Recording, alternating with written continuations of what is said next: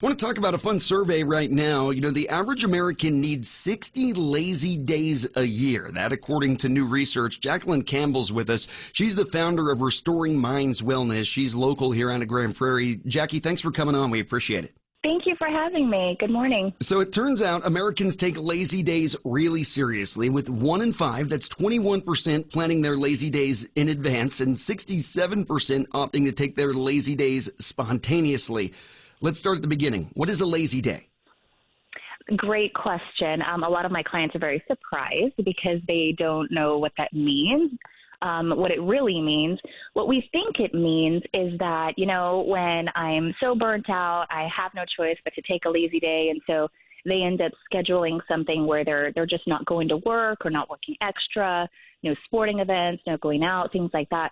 When really what we should do, don't check your email, don't do any chores, don't have your phone on you, just literally do nothing. Allow yourself to get bored, because when we get bored and we have nothing going on, we're not pulled in several different directions, we're just sitting with us, then our body starts to heal. All of that cortisol, which is our stress hormone that's normally in our body, starts to detox. It starts to get rid of all of the toxic stress that's in our organs, and then it starts to allow our brain to get more organized, gives us clarity.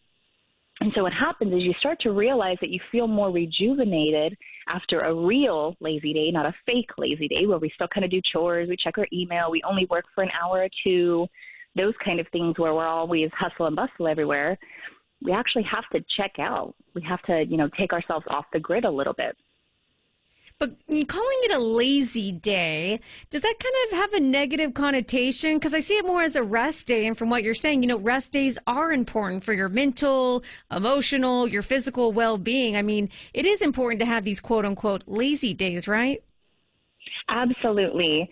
A lot of things that we think are restful too, they're not, because, in Western society, we're just so used to, the sporting events. We start them young too. When they're kids, we put them in a sporting event, so they go to school, then they do homework, then they go to sporting events, and then we have dinner.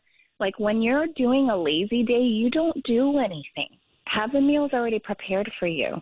Like I said, don't check your phone or your email. Just stay and do nothing. That is actually a very hard thing for most people, because even like I have laundry sitting in the corner of my room right now, and on a lazy day, it's going to stay there. I'm not allowed to, unless it takes discipline. Don't go do those things that you have to do. Just allow yourself to sit and literally be lazy. And that actually is not a bad thing. That's a very good skill. It takes a lot of discipline. Yeah, it's like an investment almost. You're thinking, if I want to perform to the highest of my abilities, then I have to do this. Otherwise, I'm just going to be at like 60 or 70% always. So, if you are a hard worker, you want to be productive, it seems like this is like medicine. This is just part of the remedy. You are absolutely right. I was a therapist for over a decade, specializing in PTSD, before I started to realize, working directly with the nervous system, the average person has what symptoms look like PTSD, because our body doesn't have the ability to calm down and our brain doesn't have the ability to get clarity. So as I became a corporate trainer, I started helping more people, especially leaders, realize that they need to decrease all the stress. And it's not just whenever you feel a little bit burnt out. Like, you need to regularly have intention, put it on your calendar. All right. So plan out those lazy days. Like you said, we got to practice this. I'll try to do that myself. Owner and founder of Restoring Minds Wellness, Jacqueline Campbell. Thanks for joining us this morning. Thank you.